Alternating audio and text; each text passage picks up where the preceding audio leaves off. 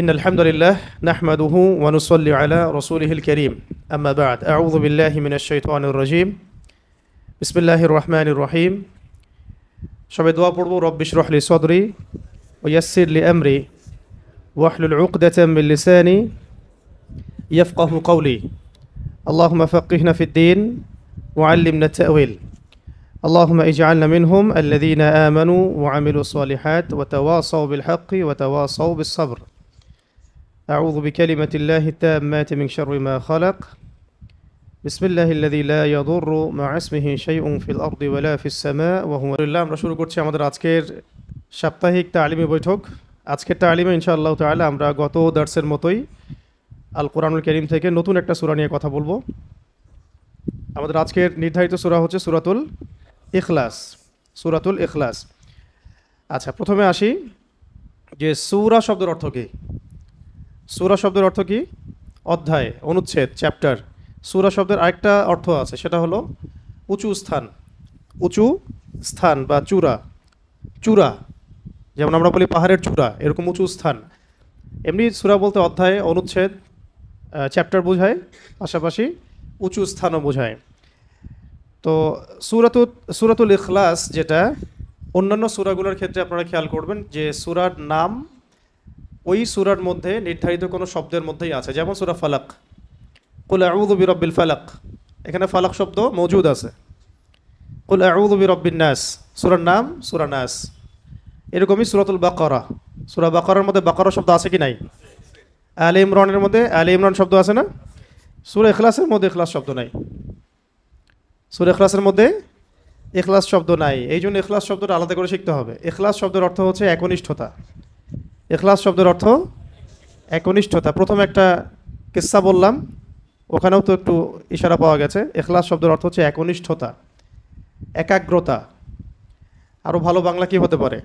নিরঙ্কুশ, বা কি হতে পারে? নির্ভেজাল। হ্যাঁ, আন্তরিকতাও হতে পারে। একনিষ্ঠতাই সবচেয়ে সুন্দর শব্দ হচ্ছে। ইখলাস মানে একনিষ্ঠতা, মানে যেখানে কোনো ভেজাল নাই, ভেজাল মুক্ত, নিরঙ্কুশ কোনো বিষয়। তো ইখলাস শব্দটা প্রথমে মাক্কি না মাদানি এটা জানা দরকার। আল কোরআনের সূরাগুলো কতভাবে ভাগ করা যায়? দুই ভাগে। একটা হচ্ছে মাক্কি সূরা, এগুলো হলো মাদানি সূরা। মাক্কি সূরা কাকে বলে? যে সূরাগুলো হিজরতের আগে নাজিল হয়েছে সেগুলো মাক্কি সূরা। মাক্কি সূরার বিষয়বস্তু কি হয় সাধারণত? গত দার্সে বলেছিলাম তাওহীদ, রিসালাত, আখিরাত। মাদানী সূরাগুলোতে এগুলোর পাশাপাশি হুকুম, আহকাম, বিধিবিধান, হুদুদ, কিসাস এগুলো থাকে। ঠিক আছে, এগুলোর মাদানী সূরা। মাদানী সূরার সংখ্যা 28টা, মাক্কি সূরার সংখ্যা 86টা। তো এই সূরাটা মাক্কি না মাদানী, এটা নিয়ে ইখতিলাফ আছে। এটা নিয়ে ইখতিলাফ শব্দের অর্থ মত পার্থক্য। ইখতিলাফ মানে মত পার্থক্য। এই বিষয়গুলো জানতে হবে। আমাদের জবানের মধ্যে আরবি টার্মগুলোকে স্মুথলি যেন আসে, অর্থগুলো যেন বুঝতে পারি, এই জন্য আরবিগুলো ব্যবহার করা হচ্ছে। তো এখানে মতপার্থক্য আছে সাহাবায়ে কেরামদের মধ্যে, তবে এটাকে সমন্বয় করা যায় এভাবে যে এমন হতে পারে যে সূরাটা দুই জায়গাতেই নাজিল হয়েছে, মক্কাতেও মদিনাতেও। যেমন একটা ঘটনা আছে, সেটা হলো আব্দুল্লাহ বিন মাসউদ রাদিয়াল্লাহু আনহু থেকে। আব্দুল্লাহ বিন মাসউদ রাদিয়াল্লাহু আনহুকে কিন্তু বিশিষ্ট সাহাবী তিনি, এবং কোরআনের যারা রাইসুল মুফাসসিরিন, মানে কোরআনের সবচেয়ে বড় তাফসীর কারক, ব্যাখ্যাকারক সাহাবী, তাদের মধ্যে তিনি একজন।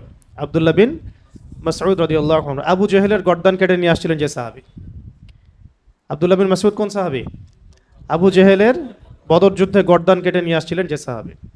আবু জেহেলকে তো প্রথমে একেবারে শেষ করে ফেলছিলেন দুজন আনসারি সাহাবী, তরুণ আনসারি সাহাবী, মুআজ রাদিয়াল্লাহু আনহুমা। পরবর্তীতে আব্দুল বিন মাসউদ রাদিয়াল্লাহু আনহু তার বুকের উপর পা রেখে তার গর্দান কেটে নিয়ে আসেন। তো তাকে মক্কাতে সবাই বলতে কাফেররা তুচ্ছ তাচ্ছিল্য করত আব্দুল বিন মাসউদ রাদিয়াল্লাহু আনহুকে, কারণ তিনি নিচু বংশের ছিলেন তাদের তুলনায়। যেমন বনু মখজুম, বনু হাশিম, তাদের তুলনায় তার বংশটা ছিল একটু নিচু। এই কারণে তারা তাকে খুব তুচ্ছ তাচ্ছিল্য করত। এবং তার পায়ের ব্যাপারে একটা কথা আছে যে তার পাটা একটু চিকন ছিল, একটু চিকন ছিল, সরু ছিল, এই কারণে অনেকে হাসাহাসি করতো। নবী সাল্লাল্লাহু আলাইহি ওয়াসাল্লাম তার পায়ে ব্যাপারে একটা রেওয়ায়াত আসছে কিন্তু, যে এই পায়ের ওজন মিজানে বহু ভারী হবে। ওই পা আবু জহেলের বুকের উপর দিয়েই তিনি তার গর্দান কেটে নিয়ে আসছেন। তো তিনি রাইসুল মুফাসসিরিনদের একজন, আব্দুল বিন মাসউদ রাদিয়াল্লাহু আনহু, এবং বলিষ্ঠ সাহাবী। আপনারা অনেকগুলো হাদিস দেখতে পারবেন তার থেকে রেওয়ায়াত হয়েছে। এবং আরেকজন সাহাবী যে উবাই ইবনে কাব কোন সাহাবী? যাকে ওমর রাদিয়াল্লাহু আনহু তারাবির সালাত পড়তে বলেছিলেন, মনে আছে? তারাবির অধ্যায় যখন আসবে তখন আলোচনা আসবে আর কি, যে তারাবির সালাতের জামাত করে তাকে ইমামতির দায়িত্ব দেওয়া হয়েছিল। কোন সাহাবীকে? উবাই বিন কাব রাদিয়াল্লাহু আনহুকে। তিনি খুব সুন্দর তেলাওয়াত করতে পারতেন। তো এখন তারা দুজন বর্ণনা করেছেন যে মক্কাতে যখন আবু জেহেল, আবু লাহাব, উতবা, সাইবারা তারা যে ইলাহের উপাসনা করতে অভ্যস্ত, যেমন লাত, উজ্জা, হুবল, মানাত, যেগুলোকে দেখা যায় না, যেগুলোকে দেখা যায়, যেগুলোর সামনে তারা নজর মানত পেশ করে, এইরকম তারা আল্লাহ পাকের পরিচয় জিজ্ঞাসা করছিল যে আমরা তো লাত, উজ্জা, হুবল, মানাতের ইবাদত করি, লাত এমন, উজ্জা এমন, হুবল এইরকম, মানাত এইরকম, তোমার আল্লাহ কেমন, তার পরিচয় দাও আমাদেরকে। তখন আল্লাহ রাব্বুল আলামিন সূরাতুল ইখলাস নাজিল করেন। এর অর্থে আমরা তো আসতেছি একটু পরে ইনশাআল্লাহ। এখানে আল্লাহ পাকের পরিচয় দেওয়া হয়েছে। আল কোরআনের পুরো কোরআনটাতে যদি আপনি ঘাটেন, এই পুরো কোরআনটা ঘেটে আল্লাহ পাকের যে পরিচয়টা আপনি পাবেন সেটা সূরা ইখলাসে দেওয়া হয়েছে। আবার আমরা যে বলি যে আল কোরআনের 3টা পার্ট, 3 ভাগে ভাগ করা যায় আল কোরআনকে। এক ভাগ হচ্ছে তাওহীদ, এক ভাগে কি? তাওহীদ। ওই এক ভাগ তাওহীদের পুরোটাই আপনি সূরা ইখলাসের মধ্যে পাবেন। এটাকে 2 ভাগে ভাগ করা হয়েছে লেকচারটাকে, এই কারণে যে আমরা পরের অংশে তাওহীদ এবং শিরকের পুরো আলোচনা বিস্তারিত আনবো ইনশাআল্লাহ।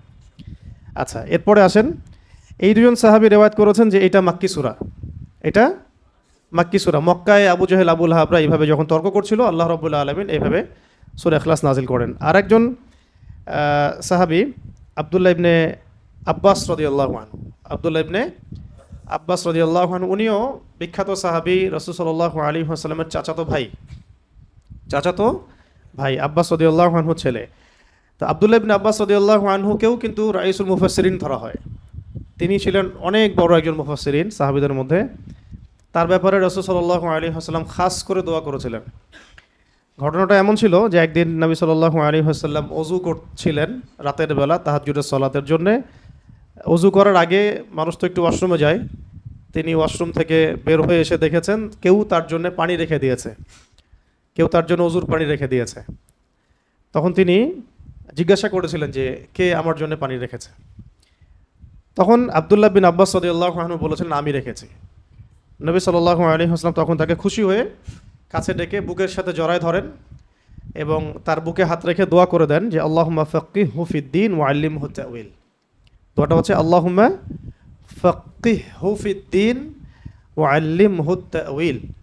আল্লাহ তাকে দ্বীনের গভীর বুঝ দান করুন এবং তাকে কোরআনের ব্যাখ্যার তৌফিক দান করেন। তা'ওয়িল মানে ব্যাখ্যা করা, ইন্টারপ্রিটেশন, আমরা যেটা ইংরেজিতে বলি কি ইন্টারপ্রিটেশন। তো এটা হলো রাসূল সাল্লাল্লাহু আলাইহি ওয়াসাল্লামের খাস দোয়া। এই দোয়ার বদৌলতে তিনি রাইসুল মুফাসসিরিন হয়ে গেছেন।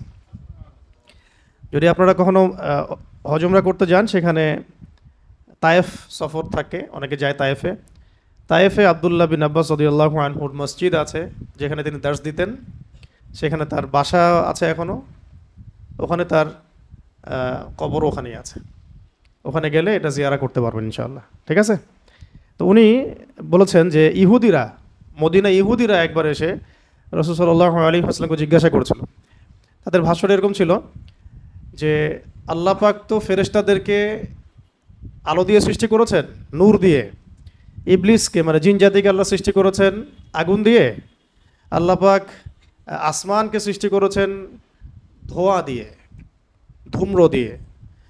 আর জমিন সৃষ্টি করেছেন হচ্ছে পানির ফেনা দিয়ে। এটা বলছিল কে? ইহুদিরা বলছিল। ইহুদিরা এগুলো জানলো কিভাবে? তারা তো আহলে কিতাব, তাদের ওই কিতাবে তো অনেক মানে ওহী এসেছে এই পর্যন্ত, এবং সবচেয়ে বেশি নবী আসছে তো বনু ইসরাইলের মধ্যেই। তো তারা এবার প্রশ্ন করছে রাসূল সাল্লাল্লাহু আলাইহি ওয়াসাল্লামকে যে আল্লাহ পাক এইটা দিয়ে এইটা সৃষ্টি করেছেন, এইটা দিয়ে এইটা সৃষ্টি করেছেন, তো আপনি যে আল্লাহর কথা বলছেন তাকে কি দিয়ে সৃষ্টি করা হয়েছে? নাউযুবিল্লাহি মিন যালিক। তাকে কি ইয়াকুত পাথর দিয়ে সৃষ্টি করা হয়েছে নাকি সোনা দিয়ে না রূপা দিয়ে? এইভাবে তারা একটা প্রশ্ন করছিল। ইহুদিদের স্বভাব তো বুঝেনি। তখন রাসূল সাল্লাল্লাহু আলাইহি ওয়াসাল্লাম চুপ ছিলেন। এই সময় ওহী আসছে যে বলুন কুল হুয়াল্লাহু আহাদ আল্লাহুস সামাদ লাম ইয়ালিদ ওয়া লাম ইউলাদ ওয়া লাম ইয়াকুল লাহু কুফুয়ান আহাদ। তো এটাও বর্ণনা আসছে যে মদিনাতেও এটা নাজিল হয়েছে। আবার একবার একটা বর্ণনা আসছে, এটাও আনাস রাদিয়াল্লাহু আনহু থেকে। আনাস রাদিয়াল্লাহু আনহুকে চেনা আছে? রাসূলুল্লাহ সাল্লাল্লাহু আলাইহি ওয়াসাল্লামের খাদেম ছিলেন। প্রায় 8 থেকে 10 বছর তিনি খেদমত করেছেন এবং তিনি নবীকে খুব কাছ থেকে পেয়েছেন। তো আনাস রাদিয়াল্লাহু আনহুর জন্যও তিনি দোয়া করেছিলেন। কিন্তু আনাস রাদিয়াল্লাহু আনহুর মা ছিল খুব বুদ্ধিমতী মহিলা। যখন তিনি মানে আমাদের নবীজি যখন মদিনায় হিজরত করে এসেছেন, তখন আনাস রাদিয়াল্লাহু আনহুর মা দ্রুত তার ছেলেকে নিয়ে গিয়েছেন, হে আল্লাহর নবী আমার ছেলের জন্য দোয়া করে দেন। খাস করে এই যে মায়েদের ভূমিকা, আল্লাহওয়ালা মানুষদের কাছ থেকে দোয়া নিতে হয়। আল্লাহওয়ালা মানুষের কাছ থেকে কী নিতে হয়? দোয়া নিতে হয়। দোয়া দিয়ে অনেক কিছু হয়, বরং দোয়া দিয়েই অনেক কিছু হয়। পরে যে তৌফিকটা মানে ধরেন কেউ আপনার জন্য দোয়া করে দিয়েছে, কোনো বুজুর্গ ব্যক্তি আল্লাহর ওলি, হয়তো ওই দোয়ার বরকতেই আপনি ওই তৌফিক পাবেন, সেই এনার্জি পাবেন, সেই লাইব্রেরি পাবেন, সেই সোহবত পাবেন, সেই বই পাবেন, সেই ফুরসত পাবেন, যাতে করে আপনি বড় আলেম হতে পারেন। সব কিছু এর সাথে রিলেটেড হবে আর কি। তো আনাস রাদিয়াল্লাহু আনহু মা এইভাবে জিজ্ঞাসা করলেন, ইয়া রাসূলুল্লাহ আমার ছেলের জন্য দোয়া করে দেন। তো তার জন্য নবী সাল্লাল্লাহু আলাইহি ওয়াসাল্লাম দোয়া করেছিলেন, আল্লাহুম্মা বারিক লাহু ফিমা আতাইতাহু। এরকম ছিল হয়তো বা দোয়াটা। আরেকটা বর্ণনা পাওয়া যায়, আল্লাহুম্মা বারিক ফি হায়াতিহি ওয়া ফি রিজকিহি ফি ইমানিহি ওয়া আমালিহি আও কামা ক্বালা আলাইহিস সালাম। অর্থ হচ্ছে যে হে আল্লাহ আপনি তার মধ্যে বরকত দান করেন। আল্লাহ আপনি তার মধ্যে বরকত দান করেন, তার রিজিকে, আহলে, পরিবারে, জানে মালে আপনি বরকত দান করেন। কয়েকটা জায়গায় কয়েক রকম আসছে আর কি।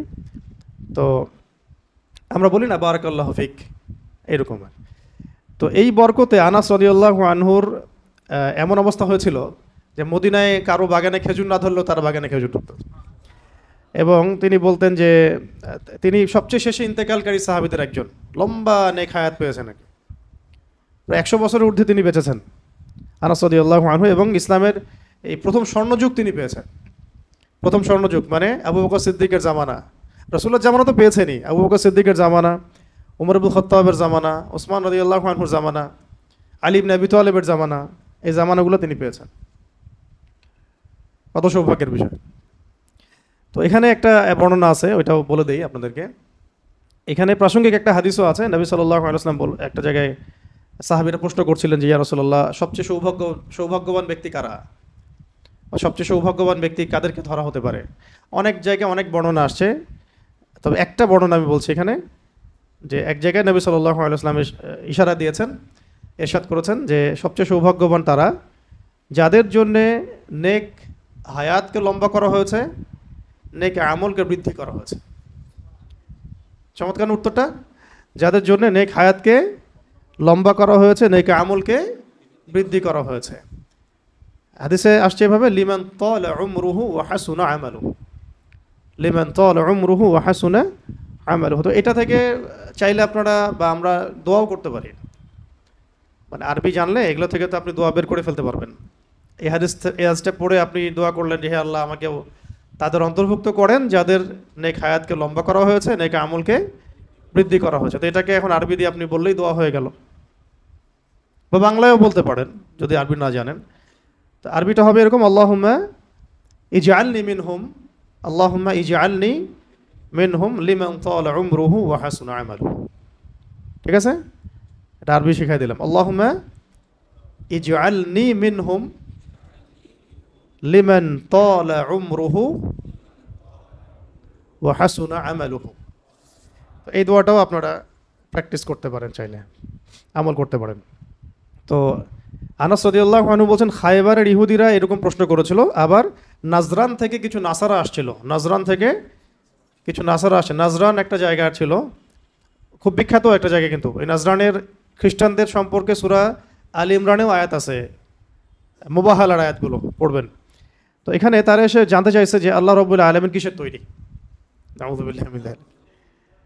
তো তখন এই উত্তরে সূরা ইখলাস নাজিল হয়েছে। অনেকগুলো বর্ণনা আসছে যে সূরা ইখলাস মক্কাতেও নাজিল হয়েছে, মদিনাতেও নাজিল হয়েছে, আবার এমন হতে পারে যে উভয় ক্ষেত্রেই আল্লাহ পাক নাজিল করেছেন, এমনও হতে পারে। তো এখানে ইখতিলাফটা মানে মৌলিক বিষয় না, মূল বিষয় হচ্ছে কোন প্রেক্ষাপটে নাজিল হয়েছে। যখন কাফেররা আল্লাহর পরিচয় জিজ্ঞাসা করেছে, মূল কারণটা কি? যখন কাফেররা আল্লাহর পরিচয় জিজ্ঞাসা করেছে, তাহলে ওখানে ওই সময় কাফের ছিল কারা কারা? এক, মুশরিকরা যারা মূর্তি পূজা করতো। ওয়ার্ল্ডের সাথে মিলাবেন এখনও কিন্তু ওয়ার্ল্ডে ওই রকমই কাফের আছে।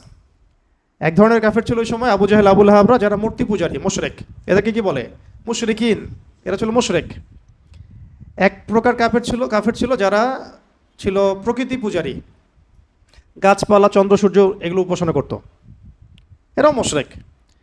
আর এক প্রকার ছিল আহলে কিতাবদের মধ্যে ইহুদিরা, যারা ওজায়ের আলাইহিস সালামকে আল্লাহর পুত্র মনে করত। সূরা তাওবার মধ্যে আয়াত আছে না, ওয়াকালাতিল ইয়াহুদু উযাইরুন ইবনুল্লাহ ওয়াকালাতিন নাসারাল মাসীহু ইবনুল্লাহ। সূরা তাওবার মধ্যে দেখবেন।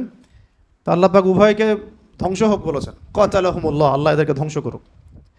এখন তো ইহুদিরা এভাবে ওজায়ের আলাইহিস সালামকে আল্লাহর পুত্র সাব্যস্ত করত এবং ফেরেশতাদেরকে আল্লাহর কন্যা মনে করত। নাউযুবিল্লাহ। ঠিক আছে। আবার ঈসা আলাইহিস সালামকে আল্লাহর পুত্র মনে করত খ্রিস্টানরা, নাসারারা। খ্রিস্টানরা ঈসা আলাইহিস সালামকে আল্লাহ পাকের পুত্র মনে করত।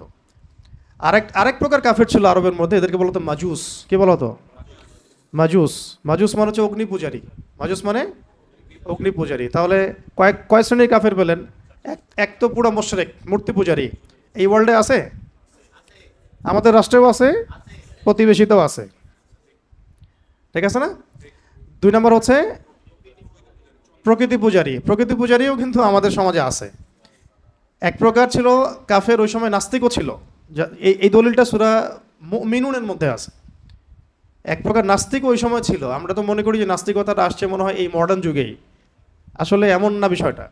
এক প্রকার কাফের ছিল ওই সময়ও, যারা বলতো যে ইন হিয়া ইল্লা হায়াতুনা দুনিয়া নামুতু ওয়া নাহইয়া ওয়া মা নাহনু বিমাবউসিন।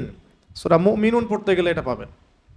তারা বলতো যে এই দুনিয়ায় আমাদের জন্য সব কিছু, আমরা কখনো পুনরুত্থিত হব না, এখানেই আমরা বাঁচি, এখানেই মরি। তারা কোনো ঈশ্বরে বিশ্বাস করতো না, মানে আল্লাহ বিশ্বাস করতো না। এটা নাস্তিকতা তো এখন ওয়ার্ল্ডে আছে। এক প্রকার ছিল ইহুদি কাফের, যারা বিশ্বাস করতো ওজায়ের আলাইহিস সালাম আল্লাহ পাকের পুত্র, নাউযুবিল্লাহ। ফেরেশতাদেরকে তারা আল্লাহর কন্যা মনে করতো, নাউযুবিল্লাহ। হ্যাঁ, আর খ্রিস্টানরা মনে করতো যে ঈসা আলাইহিস সালাম আল্লাহ পাকের পুত্র। তো এই কনসেপ্টগুলো তৎকালীন সময় ছিল, এখনও এই ওয়ার্ল্ডে তারা এইভাবেই আছে। এই জন্য এদেরকে বলা হয় মাগদুব এবং দল্লিন। এই জন্য সূরা ফাতিহা আমরা পড়ি যে গায়রিল মাগদুবি আলাইহিম ওয়ালাদ-দাল্লিন। আল্লাহ মাগদুবদের অন্তর্ভুক্ত করো না আমাদেরকে, মানে ইহুদিদের অন্তর্ভুক্ত করো না, ওয়াদ-দাল্লিন এবং নাসারাদের অন্তর্ভুক্ত করো না।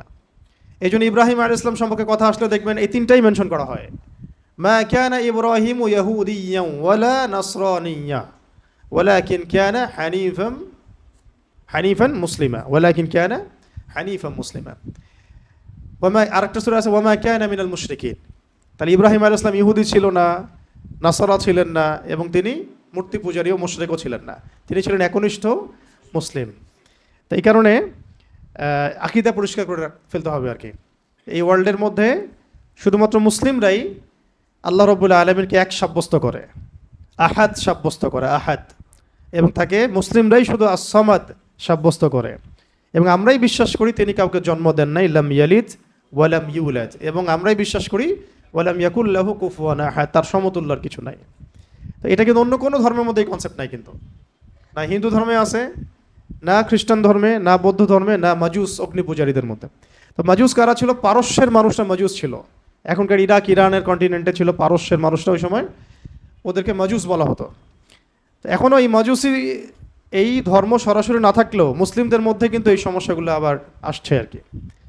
দেখবেন কোনো কালচারাল কোনো প্রোগ্রাম হইলে মোমবাতি প্রজ্বলন হয়, সেদিনও দেখলাম অনলাইনে আমরা মোমবাতি প্রজ্বলন করে গান গাওয়া হচ্ছে। তো মোমবাতি প্রজ্বলন করে গান গাওয়া, আগুনকে সম্মান করে, এগুলো মাজুসদের কাজ, মাজুসি ধর্মের। এদের সাথে আমাদের যুদ্ধ হয়েছে, ভয়াবহ যুদ্ধ হয়েছে তাদের সাথে। কাদেসিয়ার যুদ্ধ হয়েছে মাজুসিদের সাথে। কাদেসিয়া যুদ্ধের হিস্ট্রি পড়লে দেখবেন 8,500 মুসলিম শহীদ হয়েছে ওই যুদ্ধে। কত হাজার? 8,500 যুদ্ধ মুসলিম শহীদ হয়েছে। কাদেসিয়া যুদ্ধের পরে এই যে হীরা নগরী, ইরাকের পুরো ইরাক ইরান কন্টিনেন্টটা আমাদের মানে দখলে চলে আসছে আর কি। এরপর থেকে এই জায়গায় আর মানে ইহুদি খ্রিস্টান মাজুসিরা ঢুকতে পারে না, কিন্তু এখন নতুন করে ফিতনা তো আছেই, তো ওইটা অন্য আলোচনা। তো এখন আমরা বুঝতে পারলাম যে এই সূরাটা নাজিল হয়েছে কোন প্রেক্ষাপটে, যখন কাফেররা আল্লাহ পাকের পরিচয় জিজ্ঞাসা করছে। কারণ যারা শিরকে লিপ্ত, কুফরিতে লিপ্ত, তারা দেখছে যে আল্লাহ তাদের আল্লাহ সামনে, তাদের দেবতা সামনে, তারা দেখতে পারে। কেউ মনে করে যে আল্লাহ মানে ঈশ্বর মনে হয় এমনই যার পুত্র আছে নাউজুবিল্লাহ, কন্যা আছে নাউজুবিল্লাহ, যিনি মনে হয় কোনো কিছু সৃষ্টি, যার কোনো মাধ্যম আছে ইত্যাদি। ওরা এভাবেই এই আইডিওলজিতেই তারা বিশ্বাসী ছিল। তো তারা এখন নবী সাল্লাল্লাহু আলাইহি ওয়াসাল্লামকে প্রশ্ন করছে যে তোমার আল্লাহ কেমন? আমাদের তো ইলাহ আমরা এরকম মনে করি, আমাদের ইলাহ বা আমাদের ঈশ্বরকে তো আমরা এমন মনে করি, তো তোমার আল্লাহ কেমন? তোমার আল্লাহ এর ডেফিনেশন দাও। তখন আল্লাহ রাব্বুল আলামিন সূরা ইখলাস নাজিল করেন। ইখলাস মানে একনিষ্ঠ খালেস তাওহীদ, খালেস তাওহীদ। এখানে এই সূরার মধ্যে তাওহীদ আছে, খালেস তাওহীদ, যেটা তাওহীদ হচ্ছে আমাদের দ্বীনের মূল ভিত্তি। তাওহীদ নাই, দ্বীনের কোনো কিছুই বাকি নাই। তাওহীদ যার মধ্যে নাই, দ্বীনের কিছুই বাকি নাই। তো তাওহীদ, রিসালাত, আখিরাত, আমাদের দ্বীনের তিনটে স্তম্ভ কি? তাওহীদ, রিসালাত এবং আখিরাত। তো তাওহীদের মূল বুনিয়াদ এই সূরার মধ্যে আল্লাহ পাক নাজিল করে দিয়েছেন। আল্লাহ পাক তখন বললেন বিসমিল্লাহির রহমানির রহিম, কুল, হে নবী আপনি বলে দিন। মুআউযিযাতাইনের সাথে সূরা ফালাক নাসের সাথে ইখলাসও আমল করতে হয় সকাল সন্ধ্যায় এবং রাতে, কিন্তু তাফসীরে আমরা এটা আলাদা করে আলোচনা করছি, কারণ প্রসঙ্গটা আলাদা, নাজিলের প্রেক্ষাপটটা আলাদা। আল্লাহ পাক বলছেন কুল, আপনি বলুন হে নবী, হুয়াল্লাহু আহাদ, হুয়া মানে তিনি, হুয়া মানে তিনি, আল্লাহ মানে আল্লাহ, আহাদ মানে এক। কুল মানে বলুন, হুয়া মানে তিনি, আল্লাহ মানে আল্লাহ, আহাদ মানে এক। কি অ্যান্সারটা দিলেন? বলেন, আপনি বলেন হে নবী, আল্লাহ এক। তোমরা যে এতগুলো দেবদেবীর উপাসনা করো, এটা আল্লাহ না। তোমরা যে এরপরে আসতেছে এই আল্লাহ এক বলে সমস্ত বহুত্ববাদীদের ভিত্তি ভেঙে দেওয়া হলো, তাই না? যত বহুত্ববাদী আছে সব ভিত্তি এক শব্দে শেষ করে দেওয়া হলো। বলুন আল্লাহ যিনি হবেন তাকে এক হতে হবে। আর এই সূরা নাজিলের আগে মক্কা একটা ঘটনা ঘটেছিল। সেটা হচ্ছে বেলাল রাদিয়াল্লাহু আনহুকে প্রচণ্ড নির্যাতন করা হচ্ছিল, বিকজ তিনি ইসলাম কবুল করেছিলেন। হ্যাঁ, বেলাল হাবশি রাদিয়াল্লাহু আনহু, যার পায়ের আওয়াজ নবী সাল্লাল্লাহু আলাইহি ওয়াসাল্লাম শুনতেন জান্নাতে গেলে। তা আমরা এটা বলছিলাম আজকে এক জায়গায় আলোচনায় যে নেতা এমন হতে হবে যিনি তার কর্মীদের বা তার অনুসারীদের পায়ের আওয়াজ পর্যন্ত চিনে। আর আমরা এখন অনলাইনে ফ্যান ফলোয়ার্সদেরকে মনে করি যে তারা আমার সাথে একটা রেভলিউশনে গেলে আমার সাথে থাকবে। ফ্যান ফলোয়ার্স দিয়ে রেভলিউশন হয় না, বিপ্লব হয় না। নিবেদিত প্রাণ একনিষ্ঠ মানুষ লাগবে পাশে, আশেপাশে, যাদেরকে আমি চিনি, যাদেরকে আমি দেখেছি, যাদের পায়ের আওয়াজও আমি চিনি। নবী সাল্লাল্লাহু আলাইহি ওয়াসাল্লাম যাদেরকে নিয়ে সমাজ বিপ্লব করেছেন তারা দারুল আরকামে গড়ে উঠেছেন। প্রতিদিন দেখা হতো, সাক্ষাৎ হতো, 5 ওয়াক্ত নামাজে দেখা হতো, তাই না? একে অপরকে জানতেন, বুঝতেন, চিনতেন। আর আমরা এখন ভার্চুয়াল একটা মানে জগৎকে আমাদের অনেক কিছু মনে করি। তো এখানে একটা বিষয় মাথায় দিয়ে দিই আপনাদেরকে, যদি সমাজ বিপ্লবের ফিকির থাকে তাহলে আমাদেরকে কাছাকাছি আসতে হবে আর কি। কাছাকাছি আসতে হবে মানে কাছাকাছি জামাবদ্ধ থাকতে হবে, একে অপরের সাথে কমিউনিকেশন থাকতে হবে, দেখা সাক্ষাৎ থাকতে হবে, ওঠা বসা থাকবে, চলাফেরা থাকবে। এইরকম আমাদের সাপোর্ট করতে পারে অনেক মানুষ, বিদেশ থেকেও অনেকে সাপোর্ট করতে পারে, দেশে ভালো কিছু হতে পারে না। কিন্তু আপনি যে অভ্যুত্থান, বিপ্লব যেগুলো বলছেন শব্দগুলো, বা দিন প্রতিষ্ঠা, আল্লাহর দিন, আল্লাহর জমিন, আল্লাহর দিন কায়েম, এগুলোর জন্য একনিষ্ঠ মানুষ দরকার আশেপাশে। একটা পুরো মানে একটা চেইন অফ কমান্ড দরকার, এক কথা। ঠিক, এটা ছাড়া ভার্চুয়ালি হয় না এগুলা। যাই হোক, ওটা ভিন্ন প্রসঙ্গ। আমরা এখন যেটা বলছিলাম যে বেলাল রাদিয়াল্লাহু আনহুর পায়ের আওয়াজও নবীজি চিনতেন। তিনি কিন্তু যখন তাকে দেখানো হচ্ছে তখন কিন্তু তিনি তাকে দেখেন নাই যে বেলাল রাদিয়াল্লাহু আনহু সামনে হাঁটতেছেন, তার পায়ের খসখস আওয়াজ শুনছেন। ওর কোনো বর্ণনা আসছে খরম যে পড়তাম না আমরা আগে, খটখট খট করে শব্দ হতো, এই আওয়াজ তিনি পাচ্ছিলেন। তো এই আওয়াজ যে বেলাল রাদিয়াল্লাহু আনহুর, তিনি কিভাবে বুঝলেন? তার মানে দুনিয়াতে যখন বেলাল রাদিয়াল্লাহু আনহু তার আশেপাশে চলছেন, তার আওয়াজ তো তিনি শুনতে পাচ্ছেন, দেখছেন এবং আল্লাহ পাক তাকে জানিয়ে দিচ্ছেন এটা বেলাল রাদিয়াল্লাহু আনহুর মর্তবা মাকাম। তো এটাকে একদিন বলেছিলাম না, তিনি অজু করতেন, অজু করে 2 রাকাত নামাজ পড়তেন। যখন অজু ভেঙে যাইতো তখন নতুন করে অজু করতেন এবং 2 রাকাত তাহিয়াতুল অজুর নামাজ পড়তেন। এই জন্যে বেলাল রাদিয়াল্লাহু আনহুকে এইরকম জান্নাতে মাকাম দেওয়া হয়েছে। এটা একটা খাস আমল আর কি, শুধু এই জন্যই না, তার তো তাওহীদ, রিসালাত, আখিরাত, দ্বীন ইসলামের বিষয়গুলো, দাওয়াত, জিহাদ সব তো আছেই। এটা খাস খুসুসি আমল, আমরা বলি না সবার কিছু খুসুসি আমল থাকে, এইটা একটা খুসুসি আমল ছিল বেলাল রাদিয়াল্লাহু আনহু। তো বেলাল রাদিয়াল্লাহু আনহুকে উমাইয়া বিন খালাফ, কি নাম, উমাইয়া বিন খালাফ মারাত্মক অত্যাচার করেছিল, মারাত্মক, মানে এটা তো আসলে বললে বোঝানো যাবে না। মানে একটা মানুষকে মারতে মারতে রাস্তা দিয়ে নিয়ে যাওয়া, গলার মধ্যে রশি টেনে ছেঁচড়ানো, পাথর দিয়ে চাপা দেয়া, বালুর মধ্যে শুইয়ে রাখা। যারা আরবে গিয়েছেন বা যাওয়া আসা করেন তারা ওখানকার গরম সম্পর্কে জানেন, কিছুটা ধারণা আছে। তো ওই রকম গরমের মধ্যে মরুভূমিতে একজন মানুষকে শুইয়ে রাখা আর উপরে পাথর চাপা দেয়া কত কঠিন বিষয়। বেলাল রাদিয়াল্লাহু আনহুকে বলা হচ্ছিল যে তুমি ধর্ম ত্যাগ করতে হবে না, খালি বলো যে লাতের কসম, মজ্জার কসম, খালি এতটুকু বলো, তোমার আল্লাহকে গালিও দেওয়া লাগবে না, তুমি খালি বলো লাতের কসম, মজ্জার কসম। আর তিনি বারবার বলছিলেন আহাদুন আহাদ, আহাদুন আহাদ। যত মারা হচ্ছে তত বলছেন আল্লাহ এক, আল্লাহ এক, আহাদুন আহাদ। এরপরে সূরা নাজিল হয়ে গেল কাফেরদের প্রশ্নের প্রেক্ষাপটে, বলো আল্লাহ এক, কুল হু আল্লাহু আহাদ। এটার সাথে বেলাল রাদিয়াল্লাহু আনহুর একটা এই আহাদ শব্দটা আল্লাহ পাকের কাছে এতই কবুল হয়ে গেছে যে আল্লাহ পাক নিজের পরিচয় দিচ্ছেন প্রথম, বলো আল্লাহ এক। এই এক শব্দ দিয়ে, আহাদ শব্দ দিয়ে সমস্ত মুশরিকদের, যত দ্বৈতবাদী আছে, বহুত্ববাদী আছে, তাদের সবার ভিত্তিটা ভেঙে দেওয়া হয়েছে যে একজন সত্তা আল্লাহ হতে পারবে না যদি সে এক না হয়। এখন আপনি হিসাব করে দেখেন যে হিন্দুত্ববাদী যারা বাংলাদেশে, তাদের দেবতাকে একজন, অসংখ্য দেবতা। তারপর যারা বহুত্ববাদী, তাদেরকে দেবতা একজন। যারা নক্ষত্রের পূজা করে, নক্ষত্র কি একটা? সূর্য কি আসলে একটা? এরকম অসংখ্য সূর্য আছে আমাদের সৌরজগতে, আমরা একটা দেখতেছি। এই গ্যালাক্সিতে কত সূর্য আছে? বহু সূর্য আছে। এমন অনেক গ্রহ আছে যে গ্রহগুলোর মধ্যে একাধিক চাঁদ আছে। চাঁদ কি একটা? গাছ কি একটা? নদী কি একটা? পাহাড় পর্বত কি একটা?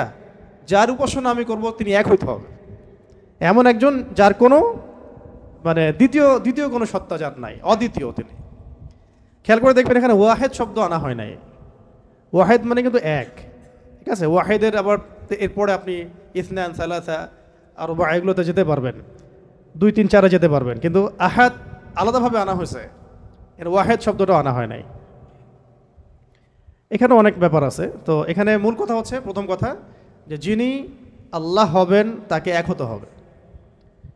বা এমন কোনো সত্তা আল্লাহ হওয়ার বা ইলাহ হওয়ার দাবি করতে পারবে না যার বহু বচন আছে, যার ডুপ্লিকেট আছে, যার দ্বিতীয় ভেরিয়েন্ট আছে, ভার্সন আছে, তিনি কখনো আল্লাহ হতে পারবেন না। এখানে সমস্ত মুশরিকদের আল্লাহু আহাদ, হে নবী বলেন আপনি যে তিনি আল্লাহ এক, বলে দিন যে তিনি আল্লাহ এক। আল্লাহু আকবার। তারপরে আচ্ছা, এখানে একটা প্রাসঙ্গিক কথা আছে, পরে ভুলে যাবো না, বলে দিই। মাঝে মাঝে এমন হয় যে কিছু কথা লিখে নিয়ে আসি না, কিন্তু নোট করে আসি না, কিন্তু মনের মধ্যে আসে, চলে আসে, পরে বলবো করে ভুলে যাই আর কি। এখানে একটা আমল আছে, এটা আপনাদেরকে শিখাই দিই। অনেকেই চায় যে আমার দোয়াটা কবুল হোক, সবাই চায় আমার দোয়া কবুল হোক। দোয়া কবুলের তো অনেক শর্ত আছে, তাই না? অনেকগুলো আমল আছে, শর্ত আছে, অনেক সময় আছে, এগুলো মোটামুটি আপনারা জানেন। তো একটা বিষয় আমি বলছি আজকে, একটা দোয়া আছে যে দোয়াটা, যে কথাগুলো দোয়ার শুরুতে বললে এই দোয়াগুলো কবুল হবে ইনশাল্লাহ, এই বিষয়ে আপনি নিশ্চিত থাকতে পারেন। যদি আপনার রিজিক হালাল হয়, ওই শর্তগুলো যদি পূরণ হয়, রিজিক হালাল হয়, বৈধ দোয়া হয়, হ্যাঁ, হারাম কিছু চাচ্ছেন না আপনি, বৈধ বিষয় চাচ্ছেন, হালাল খেয়ে চাচ্ছেন, এই শর্তগুলো পূরণ করে দোয়া করার আগে এই কথাগুলো বললে দোয়া কবুল হবে ইনশাআল্লাহ। আমি তো আর বলতে পারবো না 100% কবুল হবে, এটা তো আমার পক্ষে বলা সম্ভব না। কিন্তু সবচেয়ে শক্তিশালী যে ওসিলাগুলো দোয়া কবুল করানোর জন্য সেটা এটা একটা। আমাকে যদি বলেন যে আপনার জানা মতো সবচেয়ে বেস্ট ওসিলা কোনটা দোয়া কবুল, আমি বলবো এটাই। এটার সাথে আরও একটা আছে, ওটা আরেকদিন বলবো ইনশাআল্লাহ। সেটা হচ্ছে আপনি আল্লাহ রাব্বুল আলামিনের এই একত্ববাদের ওসিলা দিয়ে দোয়া করবেন। আল্লাহ পাকের এই তাওহীদের ওসিলা দিয়ে, একত্ববাদের ওসিলা দিয়ে দোয়া করবেন। এইভাবে বলা, পরে শুনে আপনারা মুখস্থ করে নিয়েন। দোয়া করার আগে আল্লাহ পাকের প্রশংসা করা, আলহামদুলিল্লাহটাও আল্লাহ পাকের প্রশংসা, এবং রাসূল সাল্লাল্লাহু আলাইহি ওয়াসাল্লামের প্রতি দরুদ শরীফ পড়া একবার, অন্তত একবার, চাইলে আপনি অনেক পড়তে পারেন। এরপরে যে বিষয়টা আপনি চাচ্ছেন তার আগে বলা যে আল্লাহুম্মা ইন্নী আসআলুকা বিআন্নী, আগে বলে নেই, আল্লাহুম্মা ইন্নী আসআলুকা বিআন্নী আশহাদু আন্নাকা আনতাল্লাহ লা ইলাহা ইল্লা আনত আল আহাদ আস-সামাদ আল্লাযী লাম ইয়ালিদ ওয়া লাম ইউলাদ ওয়া লাম ইয়াকুল লাহু কুফুয়ান আহাদ। সূরা ইখলাস যে জানে সে এটা সহজেই বলতে পারবে। আল্লাহুম্মা ইন্নী আসআলুকা বিআন্নী আশহাদু আন্নাকা আনতাল্লাহ লা ইলাহা ইল্লা আনতাল আহাদ আস-সামাদ আল্লাযী লাম ইয়ালিদ ওয়া লাম ইউলাদ ওয়া লাম ইয়াকুল লাহু কুফুয়ান আহাদ। এরপরে আপনি দরুদ শরীফ পড়ে দোয়া করা শুরু করবেন, ইনশাআল্লাহ দোয়া কবুল হয়ে যাবে। তাই যে ওজিফা বলে দিলাম, এখন হাদিয়া তোফা বাড়ায় দিয়েন, ঠিক আছে ইনশাআল্লাহ? ওকে, আচ্ছা, এটা পরীক্ষিত আমল, ইনশাআল্লাহ দোয়া কবুল হবে ইনশাআল্লাহ। আরও যদি সুন্দর করতে চান তাহলে আল্লাহুম্মা ইন্নী আসআলুকা বিআন্নী আশহাদু আন্নাকা আনতাল্লাহ, এর সাথে লা ইলাহা ইল্লা আনতাল আহাদ আল ওয়াহিদ আস-সামাদ আল্লাযী লাম ইয়ালিদ ওয়া লাম ইউলাদ ওয়া লাম ইয়াত্তাখিয ওয়ালাদান ওয়া লাম ইয়াকুল লাহু শারীকুন ফিল মুলক।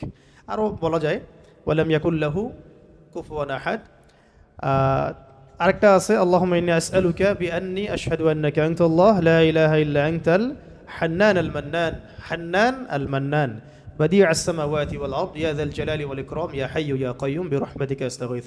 এইটা দিয়ে দোয়া করা যেতে পারে শুরুতে, ঠিক আছে? এগুলো আমল করবেন ইনশাআল্লাহ। প্রথমটা তো সহজ, ওইটা বললাম, আল্লাহুম্মা ইন্নী আসআলুকা। একা দোয়া করলে আল্লাহুম্মা ইন্নী আসআলুকা, একসাথে করলে আল্লাহুম্মা ইন্না নাসআলুকা।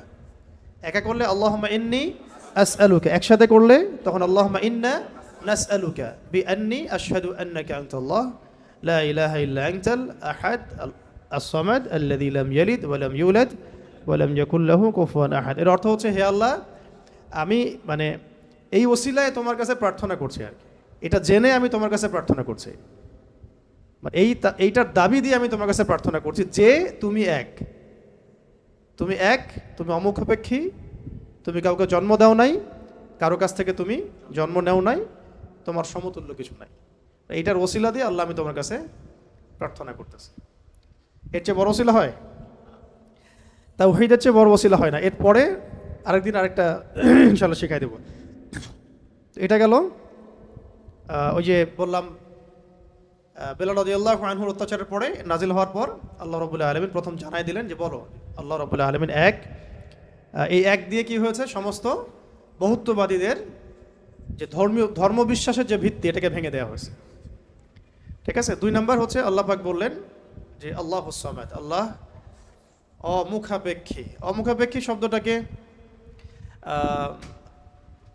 সালাফগণ, আসলাফগণ, আকাবিরগণ অনেকভাবে ব্যাখ্যা করেছেন। আমি একটু ওইটা পড়ে শোনাই, তাহলে আপনাদের জন্য সুবিধা হবে। অমুখাপেক্ষিতাকে ইমামগণ কয়েকভাবে ব্যাখ্যা করেছেন যে আল্লাহুস সামাদ এটাকে কয়েকটা ভাগে ভাগ করা যায়। যেমন একটু মনে রাখবেন, যেমন আব্দুল্লাহ বিন আব্বাস রাদিয়াল্লাহু আনহু, হাসান বসরি ও সাইদ ইবনে জুবাইর রাহমাতুল্লাহি আলাইহি বলেছেন যে এর অর্থ হচ্ছে আল্লাহ পাক নির্ভীক, যার কোনো ভয় নাই। আল্লাহুস সামাদ মানে আল্লাহ পাক নির্ভীক, যার কোনো ভয় নাই। এমনিতে আমরা বাংলা বুঝলাম আল্লাহুস সামাদ মানে আল্লাহ পাক অমুখাপেক্ষী, মানে যার কাউকে প্রয়োজন নাই, সমস্ত সৃষ্টির তাকে প্রয়োজন, এবং তিনি সমস্ত সৃষ্টি থেকে অমুখাপেক্ষী, কোনো জরুরত নাই সৃষ্টির কাছে তার। আল্লাহ পাক কারো কাছে রিজিক চান না, কারো কাছে আল্লাহ পাক রিজিক চান না। এমন না যে আমরা সবাই আল্লাহর ইবাদত করলে আল্লাহ পাকের শক্তি বেড়ে যাবে, মোটেই না। আল্লাহ পাক যেমন ছিলেন তেমনই থাকবেন। আবার এমন না যে সব মানুষ যদি কুফরি করা শুরু করে আল্লাহ পাকের শক্তি কমে যাবে, কখনোই না। মানে এই পুরো বিশ্ব জাহান সৃষ্টি করার আগে আল্লাহ যেমন ছিলেন, আজও তেমন আছেন, চিরকাল তেমন থাকবেন। আল্লাহ পাক অমুখাপেক্ষী। অমুখাপেক্ষী মানে কারো প্রয়োজন নাই। এই জন্য একটা দোয়ায় আমরা বলি না যে আল্লাহুম্মা আকফিনি বিহালালিকা আন হারামিক ওয়া আগনিনি বিফাদলিক আম্মান সিওয়াক, মানে আল্লাহ আপনি আপনার হালাল দিয়ে হারাম থেকে আমাকে বাঁচায় দেন এবং আপনি ছাড়া বাকি সমস্ত বিষয় থেকে আমাকে অমুখাপেক্ষী রাখেন। তা আমরা যদি আল্লাহর প্রতি মুখাপেক্ষী হই তাহলে অন্য মাখলুকের প্রতি আমরা কি মুখাপেক্ষী হব? তা আমরা সবার থেকে অমুখাপেক্ষী হয়ে গেলাম। আল্লাহ পাক তার পুরো সৃষ্টি থেকে কি অমুখাপেক্ষী। এটাকে আস-সামাদ শব্দ দিয়ে ব্যাখ্যা করা হয়েছে। তো ইমাম আব্দুল্লাহ বিন আব্বাস রাদিয়াল্লাহু আনহুর ব্যাখ্যায় বললাম যে এটা বলা হচ্ছে যে তার কোনো ভয় নাই, তিনি নির্ভীক, তার কোনো ভয় নাই। ইমাম শাআবী রাহমাতুল্লাহ আলাইহি বলেন যে সামাদ হচ্ছেন তিনি যিনি পানাহার করেন না। এক এক স্কলার এক একভাবে আসলাফগণ ব্যাখ্যা করেছেন। ইবনে জুবাইর রাদিয়াল্লাহু রাহমাতুল্লাহ আলাইহি বলেন যে আস-সামাদ শব্দের অর্থ হচ্ছে তিনি সমস্ত গুণ এবং কর্মে নিখুঁত, তিনি সমস্ত গুণ এবং কর্মে নিখুঁত। হযরত কাতাদা রহমতুল্লাহ আলাইহি বলেন যে সমগ্র সৃষ্টি জগৎ ধ্বংস হওয়ার পর যিনি বাকি থাকবেন তিনি হচ্ছেন আস-সামাদ। সমস্ত সৃষ্টি জগৎ ধ্বংস হয়ে যাওয়ার পরে যার অস্তিত্ব থাকবে তিনি হচ্ছেন আস-সামাদ। তো সমাদের কত ব্যাখ্যা তারা করেছেন, ঠিক আছে। তারপরে ইকরিমা রহমতুল্লাহ আলাইহি বলেছেন যে যার উপর কারো মর্যাদা নাই তিনি হচ্ছেন আস-সামাদ। যার উপরে কারো আর মর্যাদা নাই তিনি হচ্ছেন আস-সামাদ। তারপরে ইমাম রাজি রহমতুল্লাহ আলাইহি বলেছেন সামাদ হচ্ছেন তিনি যার উপরে কখনো কোনো বিপদ আপদ আসে না। সামাদ হচ্ছেন তিনি যার উপরে কখনো কোনো বিপদ আপদ আসে না। তারপরে আবুল ওয়াইল শাকিক ইবনে সালামা রহমতুল্লাহ আলাইহি বলেন যে সামাদ হচ্ছেন তিনি যিনি সর্বত্র তার কর্তৃত্ব প্রতিষ্ঠা করতে পারেন। সর্বত্র যার কর্তৃত্ব তিনি প্রতিষ্ঠা করতে পারেন। কারো মতে, কোন কোন স্কলারের মতে সামাদ হচ্ছেন তিনি যার কাছে সমস্ত মাখলুককে প্রয়োজন পেশ করতে হয়, যার কাছে সমস্ত মাখলুককে প্রয়োজন পেশ করতে হয়। আর আরেকজন স্কলার তিনি বলেছেন সামাদ হচ্ছেন তিনি যিনি সমস্ত দোষ ত্রুটি থেকে মুক্ত, সমস্ত দোষ ত্রুটি থেকে মুক্ত। এগুলো আরও বিস্তারিত আপনারা পাবেন তাফসীরে জালালাইনের মধ্যে আছে, ঠিক আছে। এখন এই সামাদ শব্দ দিয়ে তাহলে কি করা হচ্ছে, ওই বহুত্ববাদীদের পর যাদের ধর্মবিশ্বাস কিছুটা বাকি থাকে তাদের ভিত্তিটাকে গুড়িয়ে দেওয়া হচ্ছে। তো ইলাহ হতে হবে এমন যার কোনো ভয় নাই, যার কোনো ভয় তাকে কখনো স্পর্শ করে না। ইলাহ হতে হবে এমন একজন সত্তাকে যিনি কারো মুখাপেক্ষী নন। যত স্ট্যাচু আছে এগুলো তো মুখাপেক্ষী, ওকে তো বানানো হয়েছে, সে তো নিজেকে বানায় নাই, সে কারো মুখাপেক্ষী, সে তো খালেক না, সেও মাখলুক। তারপরে যারা মানুষ যারা নিজেদেরকে বিশ্বমঞ্চে বড় বড় করে ফুটিয়ে তোলে বা নিজেদেরকে রবের আসনে অধিষ্ঠিত করার চেষ্টা করে, তারা কি অমুখাপেক্ষী? তারাও মুখাপেক্ষী, সবাই মুখাপেক্ষী। আবার ইহুদিরা যে ধর্মবিশ্বাসে চলছে তারা কি অমুখাপেক্ষী? নাসারাদের ক্ষেত্রেও সেম, তারা মুখাপেক্ষী। মাজুসিরা তারাও এমন ইলাহের উপাসনা করে যারা মুখাপেক্ষী। শুধুমাত্র মুসলিমরাই এমন একজন ইলাহের উপাসনা করে বা ইবাদত করে, উপাসনা না ইবাদত করে, যিনি অমুখাপেক্ষী, সমস্ত ত্রুটি থেকে মুক্ত, বিচ্যুতি থেকে মুক্ত, যিনি সমস্ত দোষ ত্রুটি থেকে মুক্ত, যিনি হচ্ছেন কারো কাছে কিছু চান না, সবাই তার কাছে চায়, যাকে কখনো বিপদ আপদে স্পর্শ করে না, যিনি পানাহার করেন না, যিনি তার সৃষ্টি এবং কর্মে নিপুণ এবং যার উপরে কারো কোনো মর্যাদা নাই। এবং যখন সৃষ্টি জগৎ ধ্বংস হয়ে যাবে যিনি বাকি থাকবেন তিনি হচ্ছেন আল্লাহ রাব্বুল আলামিন। তো এখানে আস-সামাদ শব্দের অনেক গভীর কথা আছে, ব্যাখ্যা আছে আর কি। এগুলো নিয়ে ইনশাল্লাহ আমরা আরও পরের সেশনে করবো ইনশাল্লাহ। আজকে আমরা একটু কোড আলোচনা করতেছি। 3 নম্বরে আল্লাহ রাব্বুল আলামিন বলেছেন যে বলুন হে নবী যে আল্লাহ তিনি লাম ইয়ালিদ ওয়া লাম ইউলাদ। বলুন তো, সামনে কমন নেওয়া হয়েছে, কুল বলুন আল্লাহ এক, আল্লাহুস সামাদ, আল্লাহ আস-সামাদ, আল্লাহ অমুখাপেক্ষী। আপনি বলে দিন হে নবী যে লাম ইয়ালিদ ওয়া লাম ইউলাদ। লাম ইয়ালিদ তিনি জন্ম দেন নাই, লাম ইয়ালিদ মানে তিনি জন্ম দেন নাই। এটা দিয়ে কাদের ভিত্তি ভেঙে দেওয়া হলো? ওই যে ইহুদি খ্রিস্টানদের, যারা আল্লাহর পুত্র সাব্যস্ত করে, কন্যা সাব্যস্ত করে, ওদের ধর্মবিশ্বাসের ভিত্তি ভেঙে দেওয়া হলো। লাম ইয়ালিদ তিনি জন্ম দেন নাই। তো এমন একজন সত্তাকে আল্লাহ হতে হবে যিনি কাউকে জন্ম দেন না কখনো। আমরা এই দুনিয়াতে যা দেখছি সব কিছু কিন্তু জন্মিত, বা জন্ম দিচ্ছে বা জন্মিত। মানুষের কথা বলেন, আপনি যে কোনো মাখলুকের কথা বলেন, এমনকি প্রকৃতির যে বিষয়গুলো আমরা দেখি এগুলো তো জন্মিত আর কি, মাখলুক, এগুলো কোনো না কোনো জায়গা থেকে আসছে। তো আল্লাহ রাব্বুল আলামিন হতে হলে এমন একজন সত্তা হতে হবে যিনি কাউকে জন্ম দেন নাই। ওয়ালাম ইউলাদ, এটা আরও কঠিন, কেউ জন্ম দেয় না সেটা একটা হতে পারে। একজন ধরেন মহিলা আছে, জন্ম দেয় নাই সন্তান, তো সে তো কারো কাছ থেকে জন্মিত হয়েছে। দেখে দুইটা রাস্তাই বন্ধ করে দেওয়া হলো, যে আল্লাহ হতে হবে এমন একজন সত্তাকে যিনি না জন্ম দিয়েছেন না কারো কাছ থেকে জন্ম নিয়েছেন।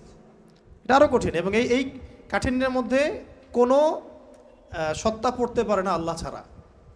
এই মানদণ্ডে আল্লাহ ছাড়া অন্য কোনো সত্তা কখনো পড়তে পারে না, যিনি জন্ম দেন নাই, কারো কাছ থেকে জন্মও নেন নাই। অনেকে প্রশ্ন করে, যে অনেকের মধ্যে ওয়াসওয়াসা আসে যে এই বিশ্বজাহান আল্লাহ সৃষ্টি করেছেন, আল্লাহকে কে সৃষ্টি করেছেন? নাউযুবিল্লাহি মিন যালিক। নবী সাল্লাল্লাহু আলাইহি ওয়াসাল্লাম বলেছেন, যখনই এমন কোনো চিন্তা আসবে, এই চিন্তা শয়তান ঢুকিয়ে দেয়, যখনই এমন কোনো চিন্তা আসবে সেজন্য পরে আউযু বিল্লাহি মিনাশ শাইতানির রাজীম, এবং ঈমান পাকাপোক্ত করার জন্য যেন পরে আমানতু বিল্লাহি ওয়া রুসুলিহি, আমানতু বিল্লাহি ওয়া রুসুলিহি, রুসুলিহি বহুবচন, আমানতু বিল্লাহি ওয়া রুসুলিহি। আল্লাহকে যদি কেউ জন্ম দিত, বা আল্লাহ যদি কোনো জায়গা থেকে সৃষ্টি হতেন, তাহলে যে স্রষ্টা তিনি তো আল্লাহ হতেন, তাই না? আল্লাহ যদি নাউযুবিল্লাহ কারো কাছ থেকে সৃষ্টি হতেন, তাহলে তো তিনি আল্লাহ হতেন না। এমন একজন সত্তাকে আল্লাহ হতে হবে যিনি সৃষ্টি নন, যাকে কেউ সৃষ্টি করে নাই, বরং তার কাজ সৃষ্টি করা। এটা তো আপনি কার্যকারণ তত্ত্ব থেকে বলছেন, এটা ফিলোসফিতে একটা তত্ত্ব আছে, কার্যকারণ তত্ত্ব। মানে তত্ত্বটা হচ্ছে এরকম, ইউনিভার্সিটিতে আমাদেরকে একটু পড়ানো হয়েছিল আর কি, যে প্রত্যেকটা কাজের পিছনে একটা কারণ থাকে। আসলে তাই, কিন্তু প্রত্যেকটা কাজের পিছনে একটা কারণ আসলেই থাকে। শয়তানির পিছনেও কোনো না কোনো কারণ তো আছে, কেন শয়তানি করতেছে, এটা কারণ তো আছে। প্রত্যেকটা কাজের পিছনে একটা কারণ থাকে। এই তত্ত্বটাকে তারা বলতো কার্যকারণ তত্ত্ব আর কি।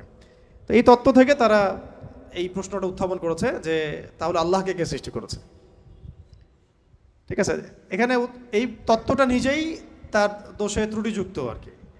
আল্লাহকে যদি কেউ সৃষ্টি করে তাহলে তো সে আল্লাহ হবে, তাকে কেউ সৃষ্টি করলে সে আল্লাহ হবে, তাকে কেউ সৃষ্টি করলে সে আল্লাহ হবে। এইভাবে আপনি কোথায় গিয়ে শেষ করবেন? যেখানে আপনার চিন্তার জগৎ শেষ হবে সেখান থেকে আল্লাহ রাব্বুল আলামিন শুরু হবেন ইনশাআল্লাহ। ব্যাপারটা এরকম আর। তো আল্লাহ রাব্বুল আলামিন কাউকে জন্ম দেন নাই, কারো কাছ থেকে জন্ম নেন নাই, সহজ কথা। আর এখান থেকে ইহুদি এবং খ্রিস্টানদের যে ধর্মভিত্তি, এটাকে একেবারে ভেঙে দেওয়া হয়েছে। ওয়াকালাতিল ইয়াহুদ উযাইরুন ইবনুল্লাহ ওয়াকালাতিন নাসারা আল মাসীহ ইবনুল্লাহ, এটাকে ভেঙে দেওয়া হয়েছে। এবং তারা যে বলতো যে তিন খোদায় যে তারা বিশ্বাস করতো, ট্রিনিটি, এটাকেও ভেঙে দেওয়া হয়েছে। ঠিক আছে, আবার মুশরিকদের ভিত্তিটা আগেই ভেঙে দেওয়া হয়েছে। এরপরেও যারা বাকি ছিল ওদেরকে আসসামাদ দিয়ে ভেঙে দেওয়া হয়েছে।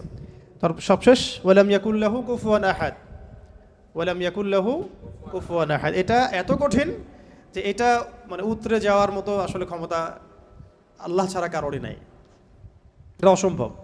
ওয়ালাম ইয়াকুল্লাহু কুফুয়ান আহাদ, ওয়া মানে এবং, ওয়া মানে এবং, ইয়াকুন মানে হয়, লাহু মানে তার জন্যে, কুফুয়ান মানে সমকক্ষ বা সমতুল্য, আহাদুন মানে কেউই। এখানে আহাদুন মানে আসলে কেউই। ওয়া মানে এবং, লাম ইয়াকুন, ওয়ালাম ইয়াকুন এবং হয় না, লাম মানে না, লাম হচ্ছে অতীতকালে নাবাচক বোঝায়, অতীতকালে নাবাচক, এগুলো মনে রাখবেন। ওয়া মানে এবং, ওয়াবের দুটো অর্থ হয় আল কোরআনে, কখনো কখনো শপথ বা কসম অর্থে আসে, কখনো কখনো এবং অর্থে আসে। যেমন ওয়া তিন ফলের কসম, ওয়াল আসরি সময়ের কসম। আর এখানে ওয়া জবর মানে হচ্ছে এবং, ওয়ালাম লাম হচ্ছে অতীতকালে নাবাচক, অতীতকালে নাবাচক। যেমন আমি কখনো বলিনি, আমি করিনি, আমি যাইনি, এগুলো বোঝাতে লাম শব্দ প্রয়োগ করা হয়। ঠিক আছে, ওয়ালাম ইয়াকুন, ইয়াকুন মানে হয়, লাম ইয়াকুন মানে হয় না, ওয়ালাম ইয়াকুন এবং হয় না, এবং হয় না, লাহু মানে তার জন্যে, লাহু মানে তার জন্য বলতে এখানে আল্লাহর দিকে নিসবত করা হচ্ছে। ওয়ালাম ইয়াকুন লাহু, তার জন্যে হয় না, কি হয় না? কুফুয়ান, মানে কুফু মানে কি? সমতুল্য, সমকক্ষ। অনেকে বলেন না বিয়ের ক্ষেত্রে কুফু দেখতে হয়, সমতুল্য, সমকক্ষ, সামঞ্জস্যতা। আহাদ কেউই, মানে তার সমতুল্য সমকক্ষ কেউ নাই, তার সমতুল্য সমকক্ষ কেউ নাই। এটা হচ্ছে আরও কঠিন, কারণ একজন ধরেন আহাদ উতরে আসলো, সমাদে গিয়ে শেষ হয়ে গেল। কেউ হয়তো বলছে লাম ইয়ালিদ ওয়া লাম ইউলাদ, এটাকে কোনোভাবে ব্যাখ্যা করছে, ধরেন কোনোভাবে উল্টাপাল্টা ব্যাখ্যা করছে, কিন্তু শেষে গিয়ে এসে কিন্তু আর আর পারবে না। ওয়ালাম ইয়াকুল্লাহু কুফুয়ান আহাদ, তার সমতুল্য কিছুই নাই। ধরেন আপনি বললেন যে এই মূর্তিটা নাউজুবিল্লাহ একটা দেবতা, কেউ বললো হয় কোনো মুশরিক, তাহলে এই মূর্তি একটা না, এই মূর্তি আরও অনেক আছে, সামঞ্জস্য আছে। কেউ যদি বলে এই নক্ষত্রটা তার ইলাহ, নাউজুবিল্লাহ, এই নক্ষত্র একটা না, তার সামঞ্জস্য আরও আছে, সিমিলারিটিস আছে আর কি। ঠিক আছে, কেউ বললো যে অমুক নবীর সন্তান আল্লাহর পুত্র, নাউজুবিল্লাহ, তা এই নবীর সন্তান একজন না, আরও বহু নবী আছে, তাদের সন্তান হয়েছে। এইরকমই ওয়ালাম ইয়াকুল্লাহু কুফুয়ান আহাদ হচ্ছে এমন একজন সত্তাকে আল্লাহ হতে হবে যার সাদৃশ্য কিছু নাই। লাইসা কামিথলিহি শাই, তার সমতুল্য, তার মতো কিছু নাই। অনেকে আল্লাহ পাকের এই যে হাত, আল্লাহ পাকের চেহারা, আল্লাহর হাসি, আল্লাহর ক্রোধ, এগুলোকে ব্যাখ্যা করতে গিয়ে আকীদার ক্ষেত্রে এমন এমন কিছু ব্যাখ্যা করেছে যেখানে আল্লাহ পাককে মাখলুকের সাথে সাদৃশ্য করে দেওয়া হয়েছে। এবং তারা আবার বলছে এটাই নাকি আহলুস সুন্নাহ ওয়াল জামাআর আকীদা। এটা একটা বাজে বিষয়, এটা একটা বাজে কথা। আল্লাহ রাব্বুল আলামিনের জাত এবং সিফত সম্পর্কে আমরা ইনশাআল্লাহ আরেকদিন বিস্তারিত কথা বলবো। ঠিক আছে, এতটুকু বলছি এখন যে আল্লাহ আল্লাহই, তার মতো কোনো কিছুই নাই। যেখানে আল্লাহ পাক বলেছেন তার চেহারা, এটা চেহারার অর্থ ইশারা কি সেটা আল্লাহ পাক জানেন। ওটা আমি যদি এখন মনে করতে যাই যে এটা এরকম চেহারা, চোখ নাক মুখ কানওয়ালা, তো এটা শিরক হয়ে যাবে তো আর কি। আল্লাহ পাক কোনো মাখলুকের সাদৃশ্য না, ওয়ালাম ইয়াকুল্লাহু কুফুয়ান আহাদ, লাইসা কামিথলিহি শাই, তার মতো আর কিছু নাই। ঠিক আছে, তো আল্লাহকে কোনোভাবেই এইরকম কোনো ব্যাখ্যার মধ্যে আনা যাবে না। যেমন অনেকে বলেন না যে আল্লাহ পাক কোথায় আছে। তো এখন আপনি প্রশ্ন করলেন যে আল্লাহ রাব্বুল আলামিন কোথায় আছে, তো কেউ বলছে আরশের উপরে আছে। আরশের, তো আল্লাহ পাকের ক্ষেত্রে এমন দিক সাব্যস্ত করা যাবে না, উপরে নিচে ডানে বামে, এভাবে না। এটা ইস্তাওয়ার অর্থ কি, সেটা আল্লাহ পাক যেভাবে বলেছেন ওইটুকুতে চুপ থাকা আর কি, এটাকে ব্যাখ্যা করতে না যাওয়া আর কি, ব্যাখ্যা করতে না যাওয়া। এমনকি আল্লাহ পাক আর রহমান আর রহিম, এটাকে এইভাবে ব্যাখ্যা করা যাবে না যে কেমন রহমান, আমাদের মতো রহমান, আমাদের মতো দয়াময় কি, আল্লাহর দয়া আল্লাহর মতো, আল্লাহ পাকের দয়া আল্লাহর মতো, আল্লাহর ক্রোধ আল্লাহর মতো, আল্লাহর মানে কারো প্রতি সন্তুষ্ট হওয়া তার মতো, তার নিজের জাত এবং সিফতের মতো, আমাদের কোনো মাখলুকের মতো না। আবার আল্লাহ পাকের দিকে কোনো দিকও সাব্যস্ত করা যাবে না যে আল্লাহ উপরের দিকে, নিচের দিকে, ডানের দিকে, বামের দিকে। এইগুলো মানে খুব সূক্ষ্ম বিষয় আকীদার, এবং এই আকীদার এই বিষয়গুলো সমাজের মধ্যে অনলাইনের মাধ্যমে এত ফিতনা সৃষ্টি হয়ে গেছে যেগুলো আসলে অনেক সময় জেনারেল ভাইরা এখানে মধ্যে ডুবে যাচ্ছেন আর কি। তো আল্লাহ পাকের ব্যাপারটাকে খুব সেন্সিটিভলি বুঝতে হবে এবং সূক্ষ্মতার সাথে বড় বড় উলামায়ে কেরামদের কিতাবগুলো পড়ে তাদের কাছ থেকে ব্যাখ্যা জেনে নেবেন। এবং যেটা বুঝবেন না পড়তে গিয়ে, যদি আপনি আকীদার বইগুলো আসলেই পড়তে পারেন, তাহলে যেটা বুঝবেন না সেটা অবশ্যই বড় আলেমকে জিজ্ঞাসা করতে হবে। হ্যাঁ, আরশের কথা দিয়ে অনেকে বলেছেন উপরে, এই সমাসীন শব্দটা মানে হচ্ছে আসীন হওয়া। এই যে আমি বসে আছি এখন চেয়ারের উপরে, আমি চেয়ারের উপরে সমাসীন হয়ে আছি আমি এখন, তো এটা কি সমাসীন শব্দটা ঠিক হবে তাহলে? আল্লাহ পাক কি বসে আছেন? নাউযুবিল্লাহি মিন যালিক। কোন হালতে আছেন আপনি জানেন? আমরা জানি। আল্লাহর হালতে আছে। আল্লাহ পাক যেভাবে থাকা দরকার তার শান মর্যাদা অনুযায়ী আল্লাহ পাক আছেন। তো এই ব্যাপারগুলো খুব সূক্ষ্ম, কিন্তু এই জন্য আমি বলছি এটার আরেকটা দার্স লাগবে পরের ক্লাসে ইনশাল্লাহ। ওই দিন আমরা তাওহীদের পুরো বিষয়গুলো, খুঁটিনাটিগুলো জানবো ইনশাল্লাহ। পাশাপাশি শিরকের বিষয়গুলো লিস্ট করা হচ্ছে, যতগুলো কাজ শিরক এগুলো আপনাদেরকে বলে দেবো ইনশাল্লাহ। মানে এখন যেগুলো দেখা যায়, এছাড়াও আরও অনেক শিরক আছে যেটা সামনে আসবে আর কি। হ্যাঁ, আসতে পারে, কারণ যেভাবে যুগ বদলায় সেভাবে শিরকের ভেরিয়েন্টও বদলাচ্ছে। যেভাবে যুগ বদলাচ্ছে না, শিরকের ভেরিয়েন্টও বদলাচ্ছে, কিন্তু উসুলগুলো জানা থাকলে আমরা ভুল করবো না ইনশাল্লাহ। ঠিক আছে, তো আমরা এখানে সূরা ইখলাসের মূল কয়টা অর্থ জানলাম, সরল অনুবাদ। তাহলে অর্থ ধরলে পারবেন তো এখন থেকে ইনশাল্লাহ। কুল শব্দের অর্থ বলুন, কাকে বলতে বলা হচ্ছে?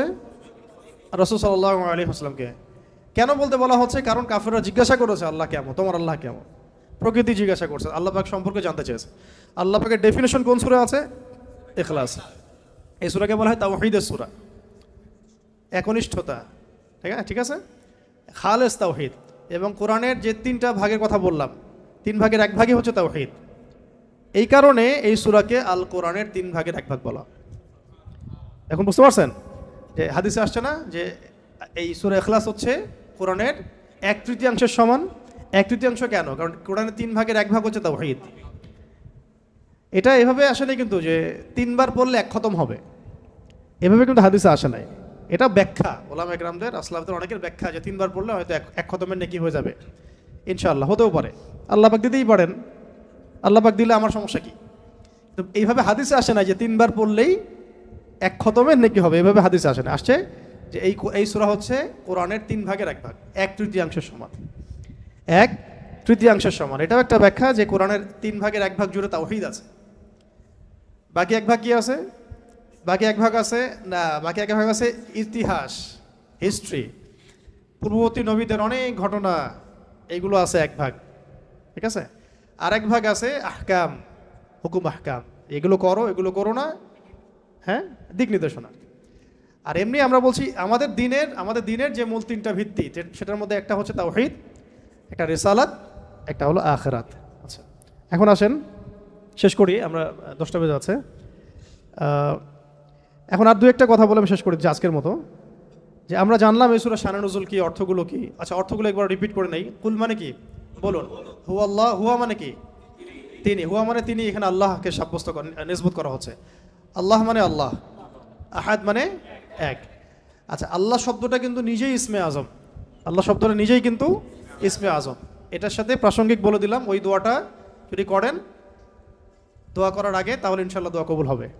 কোনটা? আল্লাহুম্মা ইন্নী আসআলুকা বিআন্নী আশহাদু আন্নাকা আনতা আল্লাহ লা ইলাহা ইল্লা আনতাল আহাদুস সামাদুল লাযী লাম ইয়ালিদ ওয়া লাম ইউলাদ ওয়া লাম ইয়াকুল লাহু কুফুয়ান আহাদ। এটা একটা।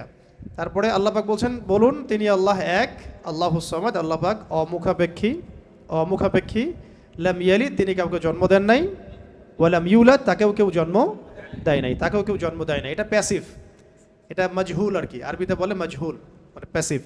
লাম ইয়ালিদ তিনি কাউকে জন্ম দেন নাই, ওয়া লাম ইউলাদ তাকেও কেউ জন্ম দেয় নাই। আর ওয়া লাম ইয়াকুল লাহু কুফুয়ান আহাদ, ওয়া মানে এবং, লাম শব্দ প্রয়োগ হয় কখন? অতীতকালে নাবাচক বোঝাতে। ইয়াকুন মানে হয়, ওয়া লাম ইয়াকুন মানে হয় না, এবং হয় না, লাহু মানে তার জন্যে বা তার জন্যে, কুফুয়ান মানে সমতুল্য বা সমকক্ষ, আহাদ মানে কেউই। তাহলে তার সমতুল্য বা তার সমকক্ষ কেউ নাই।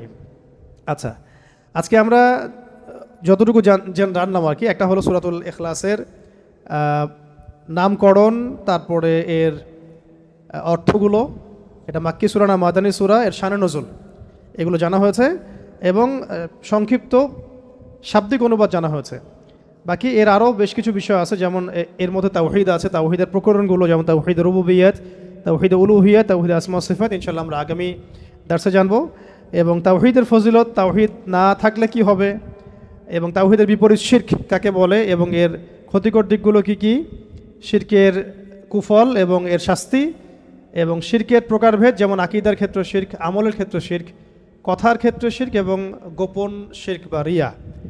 এর সাথে আধুনিক বিশ্বে যে শিরকগুলো দেখা যায় সেগুলোর তালিকা। এই জিনিসগুলো ইনশাআল্লাহ আমরা আগামী দার্সে জানবো। এর সাথে ঈমান ভঙ্গের 10টা কারণ, ঈমান ভঙ্গের 10টা কারণ, এগুলো খুবই ভাইটাল। ইনশাআল্লাহ পরের দার্সে সবাই আসবেন, এটা আমরা আশা করতেছি। আর শেষ করার আগে শুধু আমি এই সূরার কয়েকটা ফজিলত বলে আপনি শেষ করতেছি, এটা জানা দরকার আছে, তাহলে আমাদের আগ্রহ জন্মাবে। তো ফজিলতগুলো আপনারা মাসিক আল কাউসারও পাবেন, অনলাইনে মাসিক আল কাউসারও পাবেন। আমি কয়েকটা ফজিলত নোট করে আনছি আপনাদেরকে একটু বলার জন্য। 1 নাম্বার, ঠিক আছে, একটু মনে রাখেন, ফজিলত জানলে কি হয়, ওইটার উপর আমল করার আগ্রহ বাড়ে। এটা যখন পড়ছিলাম আমার নিজেরই মনে হচ্ছিল যে আহা, এত সহজ একটা আমল আমরা কেন করি না। এবং আপনাদের জন্য ফজিলত কালেক্ট করতে গিয়ে আমি একটা ফজিলত পেয়েছি আজকে, যেটা আমি আগে কখনোই জানতাম না। তো কয়েকটা ফজিলত শুনি। হ্যাঁ, 1 নাম্বার, এক ব্যক্তি জনৈক সাহাবীকে দেখলেন, রেফারেন্সগুলো দেয়া আছে, এটা সহিহ বুখারী, আবু দাউদে আসছে, নাসাইতে আসছে। এক ব্যক্তি জনৈক সাহাবীকে দেখলেন যে তিনি প্রত্যেক নামাজেই সূরা ইখলাস পড়েন, প্রত্যেক নামাজে সূরা ইখলাস পড়েন, মানে তাকে ইম্মতের দায়িত্ব দেওয়া হয়েছে। প্রত্যেকটা রাকাতে তিনি যখন সূরা ফাতিহা শেষ করেন সূরা ইখলাস পড়েন, তারপরে অন্য কেরাত করেন। এটা কি ইউনিক না? কখনো দেখেছেন এমন কোন ইমামকে? তো উনি এটা পড়েন, তো এই বিষয়টা তাকে বলা হলো যে আপনি এটা কেন করেন, আপনি এটা বন্ধ করেন, মাঝে মাঝে পড়েন, পরামর্শ দেওয়া হচ্ছে। তিনি বলছেন না, আমি বন্ধ করব না। তো এমন অবস্থা হয়েছে যে কেসটা রাসূল সাল্লাল্লাহু আলাইহি ওয়াসাল্লামের দরবার পর্যন্ত পৌঁছেছে। ইয়া রাসূলুল্লাহ, আপনার যে ইমাম আপনি দিয়েছেন সেই ইমাম তো এরকম করে, প্রত্যেক রাকাতেই সূরা ইখলাস পড়ে। এখন নবী সাল্লাল্লাহু আলাইহি ওয়াসাল্লাম এর কাছে যখন এই বিষয়টা আসলো, তখন তিনি জিজ্ঞাসা করলেন যে সূরা ইখলাস তুমি প্রত্যেক রাকাতে কেন পড়ো? তিনি বললেন যে আমি এই সূরাটাকে ইয়া রাসূলুল্লাহ ভালোবাসি, আমি এই সূরাটাকে ভালোবাসি। তখন নবী সাল্লাল্লাহু আলাইহি ওয়াসাল্লাম বলেছিলেন যে এই সূরার প্রতি ভালোবাসা তোমাকে জান্নাতে প্রবেশ করাবে ইনশাআল্লাহ। কেন তিনি সূরাটাকে ভালোবাসতেন এটারও ব্যাখ্যায় হাদিসে আরও ব্যাখ্যা আসছে, যে বলা হচ্ছে তিনি এই সূরাটাকে ভালোবাসতেন এই কারণে যে এখানে আল্লাহ পাকের তাওহীদ আছে, এখানে আল্লাহ পাকের তাওহীদ আছে। তো আল্লাহ পাকের তাওহীদকে যে ভালোবাসবে, তাওহীদকে ধারণ করবে, তাওহীদ প্রসার এবং প্রতিষ্ঠার জন্য কাজ করবে, তার মর্তবা কী হইতে পারে আপনি চিন্তা করেন। তো তাওহীদ নিয়ে আলোচনা আমরা পরের দর্শে ইনশাআল্লাহ আসবো, ঠিক আছে?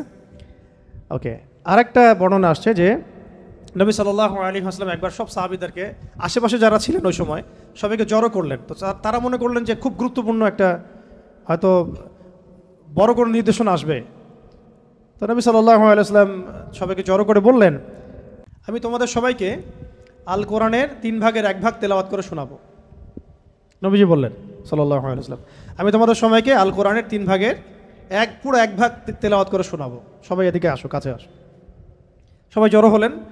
তো নবী সাল্লাল্লাহু আলাইহি ওয়াসাল্লাম পড়লেন যে বিসমিল্লাহির রহমানির রহিম, কুল হুয়াল্লাহু আহাদ, আল্লাহুস সামাদ, লাম ইয়ালিদ ওয়া লাম ইউলাদ ওয়া লাম ইয়াকুল লাহু কুফুয়ান আহাদ। তো এটা বলে তিনি কিন্তু ভিতরে চলে গেছেন বাসায়, সাহাবীরা দাঁড়াই আছে যে সম্ভবত কোনো জরুরত হয়েছে আমাদের নবীজির, হয়তো আবার আসবেন, এসে আবার বলবেন।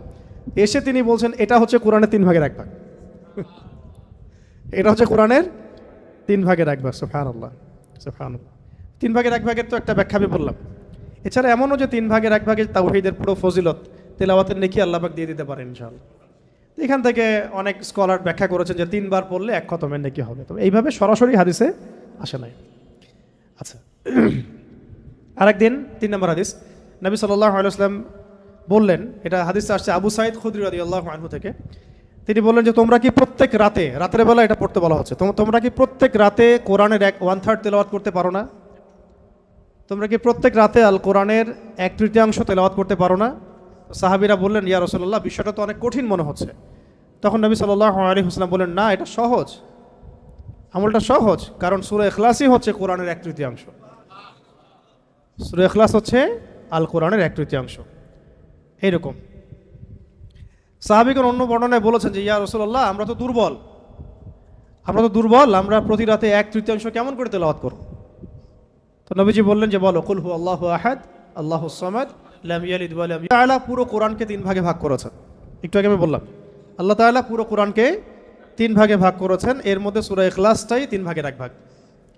সূরা ইখলাসটা হচ্ছে 3 ভাগের 1 ভাগ। আচ্ছা, তো এরকম বেশ কিছু বর্ণনা আছে মানে সিমিলার, কি ওটা আমি রিপিট করছি না।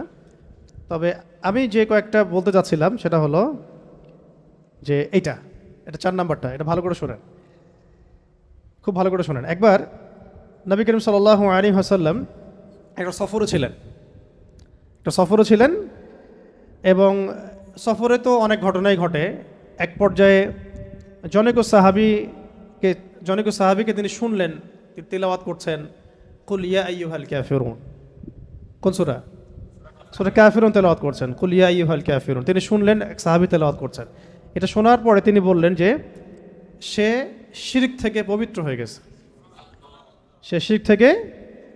হয়ে গেছে, এই জন্য একটা বর্ণনা আসছে রাতের বেলা সূরা কাফিরুন পড়লে আল্লাহ পাক তাকে শিরক থেকে হেফাজত করবেন ইনশাআল্লাহ। আর আরেকজনকে তিনি পড়তে শুনলেন কুল হুয়াল্লাহু আহাদ। একজন পড়ছিল সূরা কাফিরুন, আরেকজন সাহাবী পড়ছিলেন সূরা ইখলাস। তখন নবীজি বললেন তাকে মাফ করে দেওয়া হয়েছে, সুবহানাল্লাহ, সুবহানাল্লাহ। আরেকটু আগে যে বর্ণনা বলেছি ওইটা এখানেও আছে, যে ইমাম আনাস রাদিয়াল্লাহু আনহু থেকে একটা বর্ণনা আসছে। যে আনসারী একজন সাহাবী ছিলেন, মসজিদে কুবা ইমামতি করতেন। যখনই তাকে ইমামতি করতে দেওয়া হতো তিনি সূরা ফাতিহার সাথে অন্য সূরা মিলিয়ে সূরা ইখলাস পড়তেন। তো এই বিষয়টা রাসূল সাল্লাল্লাহু আলাইহি ওয়াসাল্লামের কাছে যায় এবং তিনি বলেন যে তুমি এই কাজটা কেন করো, আবশ্যিকভাবে এটা করার কারণ কি? তিনি বলেছিলেন যে উহিব্বুহা ইয়া রাসূলুল্লাহ, আমি এই সূরাটাকে আমি ভালোবাসি। তখন নবী সাল্লাল্লাহু আলাইহি ওয়াসাল্লাম বলেছিলেন যে এই সূরার প্রতি ভালোবাসা, যে হুব্বুকা ইয়াহা আদখালাকাল জান্নাহ, এই সূরার প্রতি যে ভালোবাসাটা, এই ভালোবাসাই তোমাকে জান্নাতে প্রবেশ করাবে ইনশাআল্লাহ। এটা একটা বর্ণনা আসছে। এরকম আরও সিমিলার বর্ণনা আছে। আরেকদিন আবু হুরায়রা রাদিয়াল্লাহু আনহু তিনি বলছেন যে আমি রাসূল সাল্লাল্লাহু আলাইহি ওয়াসাল্লামের কাছে বসেছিলাম, এমন সময় এক ব্যক্তি সূরা ইখলাস তেলাওয়াত করা শুরু করলো। তখন নবী সাল্লাল্লাহু আলাইহি ওয়াসাল্লাম বললেন যে ওয়াজাবাত, কি বললেন? ওয়াজাবাত, ওয়াজিব হয়ে গেছে। ওয়াজাবাত মানে ওয়াজিব হয়ে গেছে, ওয়াজাবাত মানে ওয়াজিব হয়ে গেছে। আমি জিজ্ঞাসা করলাম ইয়া রাসূলুল্লাহ কি ওয়াজিব হয়ে গেছে, কি ওয়াজিব হয়ে গেল? তিনি বললেন যে আল জান্নাহ, জান্নাত ওয়াজিব হয়ে গেছে, এই ব্যক্তির উপর জান্নাত ওয়াজিব হয়ে গেছে। আরেকজন সাহাবী এসেছিলেন নবী সাল্লাল্লাহু আলাইহি ওয়াসাল্লামের কাছে, এসে বলেছিলেন যে আমার এক ভাই আছে, মানে মুমিন ভাই, আমার এক ভাই আছে, উনিও সাহাবী, তো তিনি সূরা ইখলাসকে খুব ভালোবাসেন। তো নবীজি বললেন তাকে জানিয়ে দাও, তোমার ভাইকে জানিয়ে দাও যে এই সূরার প্রতি ভালোবাসার কারণে তাকে জান্নাতে সুসংবাদ দান করো। তাকে জানায় দাও যে এই সূরার প্রতি ভালোবাসার কারণে তাকে জান্নাতে সুসংবাদ দেয়া হচ্ছে। এইরকম আরও বর্ণনা আছে সিমিলার, যেমন একটাতে আসছে, এটাও বুখারী মুসলিমের বর্ণনা, যে সাহাবায়ে কেরাম একদিন এক সাহাবীকে জিজ্ঞাসা করলেন যে এই সূরাটাকে আপনি এতবার কেন পড়েন? তিনি বলেছিলেন যে এই সূরার মধ্যে আর রহমানের সিফত এবং গুণাবলী আছে, এই সূরার মধ্যে আর রহমানের মানে আল্লাহ পাকের সিফত এবং গুণাবলী আছে, তাই আমি এটাকে পড়তে ভালোবাসি। তখন নবীজি বললেন তাকে জানিয়ে দাও যে আল্লাহও তাকে ভালোবাসে। মানে এক এক জায়গায় এক একভাবে শব্দ এক্সট্রা আসছে আর কি। কোনো জায়গায় বলা হচ্ছে তার জন্য জান্নাত ওয়াজিব হয়ে গেছে, কোনো বর্ণনা আসছে যে তাকে জানায় দাও যে আল্লাহ তাকে ভালোবাসেন, কোনো বর্ণনা আসছে তাকে জানায় দাও যে তাকে জান্নাতে সুসংবাদ দান করো। এরকম করে বিভিন্ন বর্ণনা আসছে আর কি। এবার আমাদের জন্য খুব আগ্রহের একটা হাদিস, এটা শুনেন। মুয়াজ ইবনে আনাস জুহানি রাদিয়াল্লাহু তাআলা আনহু বলেন যে রাসূলুল্লাহ সাল্লাল্লাহু আলাইহি ওয়াসাল্লাম একদিন বললেন, ভালো করে শুনেন, রাসূলুল্লাহ সাল্লাল্লাহু আলাইহি ওয়াসাল্লাম একদিন বললেন, যে ব্যক্তি কুল হুয়াল্লাহু আহাদ এই সূরাটাকে 10 বার পড়বে, যে ব্যক্তি এই সূরাটাকে 10 বার পড়বে, আল্লাহ তাআলা তার জন্য জান্নাতে একটা প্রাসাদ নির্মাণ করবেন। তো এই কথাটা শুনে ওমর রাদিয়াল্লাহু আনহু বললেন, ওমর ইবনে খাত্তাব তিনি বললেন যে তাহলে তো আমরা অনেক প্রাসাদের অধিকারী হয়ে যাব ইয়া রাসূলুল্লাহ। তার উদ্দেশ্য ছিল এটা, যদি আমি 20 বার পড়ি ইয়া রাসূলুল্লাহ, তাহলে নবীজি বললেন তাহলে দুইটা প্রাসাদ, যদি 30 বার পড়ি তা 3টা প্রাসাদ, তো ইয়া রাসূলুল্লাহ তাহলে তো আমরা অনেক প্রাসাদের অধিকারী হয়ে যাব। তখন নবীজি বললেন যে আল্লাহ তাআলার দান এর চেয়েও বেশি প্রশস্ত, মানে আপনি 100 পড়লে 10টা ঘর পাবেন, আর আমরা 100 পড়লে 10টা ঘর পাবো, 200 পড়লে 20টা। এইভাবেই আল্লাহ পাকের দান আরও প্রশস্ত। আর যে হাদিসটার কথা আমি বললাম, যেটা আমি আজকে আপনাদের জন্য এটা রেডি করতে গিয়ে জেনেছি আর কি, এটা আমার আগে জানা ছিল না। এটা জানার পরে আসলে আমাদের মনে হচ্ছে কেন এই আমলগুলো করি না। এত সময় দেখা যায় যে অনেক সময় অনলাইনে বসে থাকছি, তাই না? অনেক সময় এমনিই বসে আছি জিকির ছাড়া, তো গাড়িতে যাওয়া আসা হচ্ছে, ওই সময় বসে আছি, কোনো কাজ নাই, এমন অনেক সময় হয় না? কেন আমরা এই সময়গুলো কাজে লাগাই না? এই লাস্ট হাদিস, একজন সাহাবী ছিলেন যার নাম মুয়াবিয়া ইবনে মুয়াবিয়া বিন মুয়াবিয়া আল মুজানি রাদিয়াল্লাহু তাআলা আনহু, তিনি ইন্তেকাল করেছিলেন এবং নবী সাল্লাল্লাহু আলাইহি ওয়াসাল্লামের তিনি সাহাবীদেরকে নিয়ে জানাজার নামাজ পড়া হলো। ভালো করে শুনেন, মুয়াবিয়া ইবনে মুয়াবিয়া আল মুজানি রাদিয়াল্লাহু তাআলা আনহু ইন্তেকাল করলেন, নবী সাল্লাল্লাহু আলাইহি ওয়াসাল্লাম সাহাবীদেরকে নিয়ে তার জানাজার নামাজ পড়ানোর পরে নবী সাল্লাল্লাহু আলাইহি ওয়াসাল্লামের কাছে জিবরাইল আলাইহিস সালাম আগমন করলেন এবং তাকে জানিয়ে দেওয়া হলো ওয়াহির মাধ্যমে যে এই সাহাবীর জানাজায় আমি জিবরাইল আলাইহিস সালাম বলছেন 70,000 ফেরেশতা সহ আমি উপস্থিত হয়েছিলাম। 70,000 ফেরেশতা সহ এই জানাজা সালাতে আমি উপস্থিত হয়েছি। তো নামাজ শেষে নবী সাল্লাল্লাহু আলাইহি ওয়াসাল্লাম জিজ্ঞাসা করলেন যে ইয়া জিবরিল, হে জিবরিল, ইয়া জিবরিল, হে জিবরিল, বিমা বালাগা মুআবিয়া ইবনে মুআবিয়া হাযিহিল মানজিলা। এই সাহাবীর মুআবিয়া ইবনে মুআবিয়া রাদিয়াল্লাহু তাআলা আনহুর কোন কারণে এই মঞ্জিলে তাকে পৌঁছে দেওয়া হলো, কোন কারণে তাকে এই মঞ্জিলে পৌঁছে দেওয়া হলো, মানে এত উঁচু মাকাম দেওয়া হলো। তখন তিনি বলছিলেন যে ইয়া রাসূলুল্লাহ সাল্লাল্লাহু আলাইহি ওয়াসাল্লাম, এই মর্যাদা লাভের কারণ হচ্ছে যে সে দাঁড়িয়ে, বসে, হেঁটে, সওয়ারিতে অবস্থায় সবসময় সূরা ইখলাস তেলাওয়াত করত। এই মর্যাদার কারণ হচ্ছে সে দাঁড়িয়ে, বসে, হেঁটে হেঁটে, সওয়ারিতে, মানে সার্বক্ষণিক তার আমলে ছিল, খুসুসি আমল ছিল সূরা ইখলাসের বেশি বেশি তেলাওয়াত। সুবহানাল্লাহ। এটা মুসনাদ আহমদে আসছে হাদিসটা, আরও কিছু হাদিসের মধ্যে আসছে হাদিসটা। তো আল্লাহ পাক আমাদের সবাইকে এই সূরার প্রতি বেশি বেশি আমল করার তৌফিক দান করেন। অনেকগুলো ফজিলত পেলাম, তাহলে ফজিলতগুলোর মধ্যে এগুলো সব অথেন্টিক, এগুলো নিয়ে কোনো ইনশাল্লাহ সন্দেহের কিছু নাই।